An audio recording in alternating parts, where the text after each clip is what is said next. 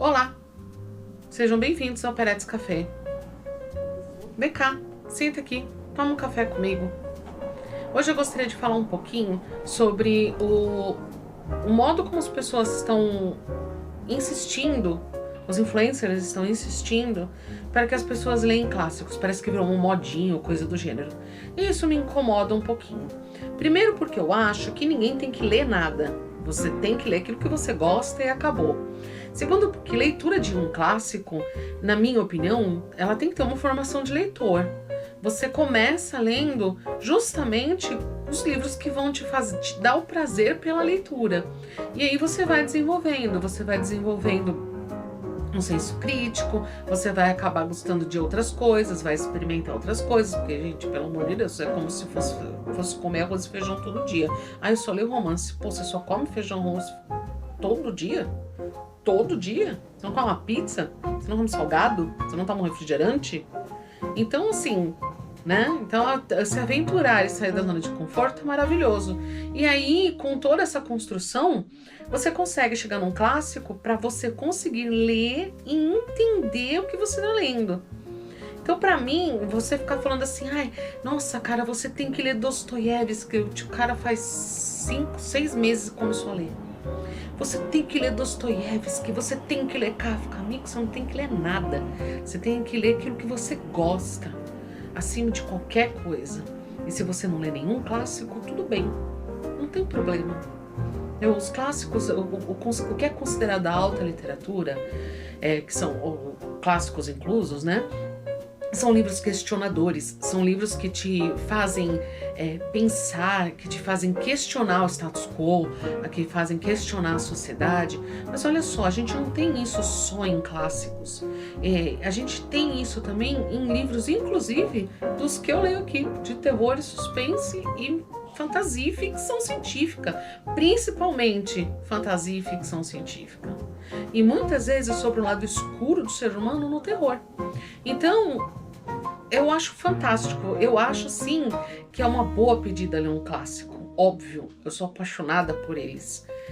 Eu já li vários, só que eu tive uma formação de leitora, eu tive anos lendo livros que começaram como A Sementinha Bailarina, livros que começaram como Brim Azul.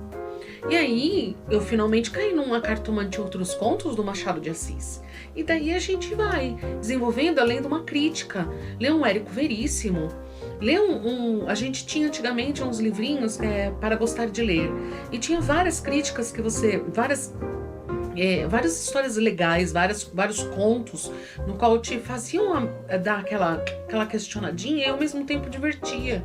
Então não adianta de nada virar para você e falar hoje assim, olha, lê um Morro dos Ventos Vivantes. Você vai chegar para mim sem bagagem nenhuma e vai falar, pô, livro chato, cara. Como é que você consegue falar que esse é o livro favorito da sua vida? Ele é o livro favorito da minha vida, porque quando eu li, o que eu vi não foi um romance. Eu vi 2 anti-heróis, eu vi um status sendo quebrado, um status da sociedade sendo quebrado, eu vi um livro de vingança, e eu vi um livro que mostra o que acontece quando a pessoa segue e faz tudo aquilo que ela acha que ela tem que fazer, porque na realidade, um estudo mais aprofundado, se vocês quiserem eu até trago aqui, um estudo um pouco mais aprofundado sobre o Morro, ou sobre outros também, não tem problema, a gente faz, tudo isso eu cheguei como? Eu cheguei não só porque eu tive uma bagagem de leitura anterior, eu já tinha lido, quando eu cheguei no Morro, eu já tinha lido Machado de Assis, por exemplo. Eu tinha lido José de Alencar, já tinha conhecido umas coisinhas assim, sabe? Um pouquinho mais do nosso, obviamente, nacional, não tanto do... Tinha lido Romeu e Julieta, do Shakespeare, vamos colocar, que é clássico, né? A peça, a história. Mas assim, acima de qualquer coisa, eu acho que ficou essa modinha e ficou um elitismo, porque a alta literatura, ela causa essa diferença, esse elitismo, porque a pessoa que consegue interpretar, compreender a alta literatura de verdade, ela tem que ter uma bagagem. E muitas vezes as pessoas não conseguem ter essa bagagem por falta de dinheiro, porque tem que trabalhar, porque não tem tempo para ler, por N motivos, né? Porque não gosta, porque a escola conseguiu fazer com que a pessoa perdesse a vontade de ler, mas tem vários motivos. Então, acaba se tornando uma coisa um pouco elitista, o que eu não acho legal.